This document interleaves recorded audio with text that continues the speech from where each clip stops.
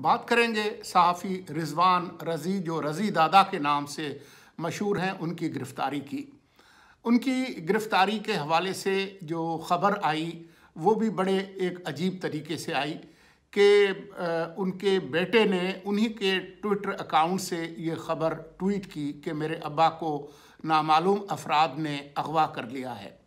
बाद में FIA ने एक FIR दर्ज कराई थाने में, जिसमें उन पर Pakistan electronic crime prevention act 2016 के तहत एक FIR काटी गई, जिसमें उन पर इल्ज़ाम है कि उन्होंने रियासती इदारों के ख़िलाफ़ इस कानून के तहत कुछ ऐसी सरगर्मियाँ की जो कि इस कानून की पकड़ में आते हैं। क्योंकि मीडिया में उनके हवाले से ये गुफ्तगू भी हुई और उसमें रेफरेंस दिया गया उनकी ट्विटर टाइमलाइन का कि उन्होंने फ़िरके वाराना नफ़रत को बढ़ाने की कोशिश की है। लेकिन अगर आप FIR को देखें तो उसमें उस फ़िरके वाराना नफ़रत का कोई ज़िक्र नहीं है, बल्कि सिर्फ़ उन पर इल्ज़ाम है कि उन्होंने रियासती इदारों के ख़िलाफ़ नफ़रत अंगेज़ गुफ्तगू की। बात यह है कि जो कानून है पाकिस्तान इलेक्ट्रॉनिक क्राइम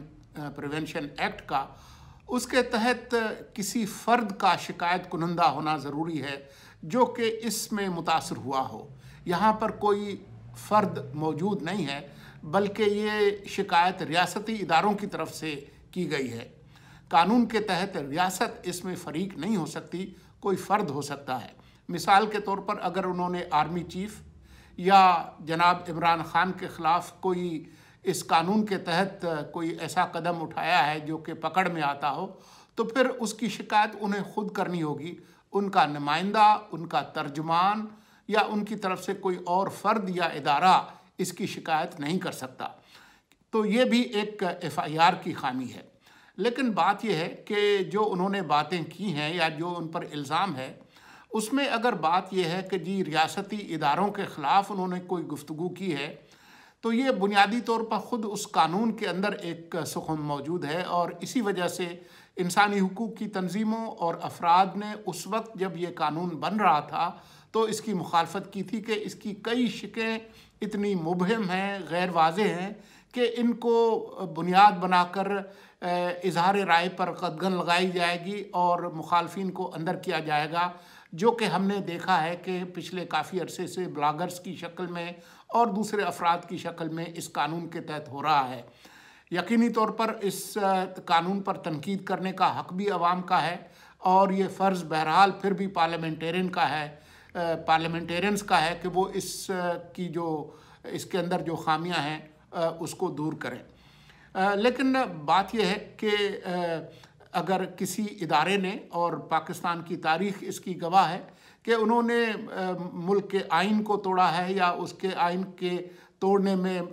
मुआविन रहे हैं, तो उनके ख़िलाफ़ किसी किस्म की बात करना किसी तौर पे भी कानून की ख़िलाफ़ वर्जी नहीं हो सकती। तो जो इल्ज़ाम है उसको बहुत वाज़ेह होना चाहिए। ये नहीं हो सकता कि जी आपने रियासत के ख़िलाफ़ बात की। अगर किसी इदारे ने कानून की और सुप्रीम लॉ की ख़िलाफ़ वर्जी की है तो उसके ख़िलाफ़ उस कदम की मुखालफत करना किसी तौर पे भी कानून की ख़िलाफ़ वर्जी नहीं है। और ये वो काम है जो कि तमाम सियासी जमातें और अफराद और रहनुमा करते रहे हैं, और कम अज़ कम मौजूदा जो हुकूमत है और उसके जो सरबराह हैं इमरान ख़ान साहब, वो तो इस तरह की बात ना ही करें तो बेहतर होगा, क्योंकि उनकी माजी के बयानात, इंटरव्यू, तकारीर अगर उनको आप देखें तो फिर एक ही लफ्ज़ ज़हन में आता है, अल अमान अल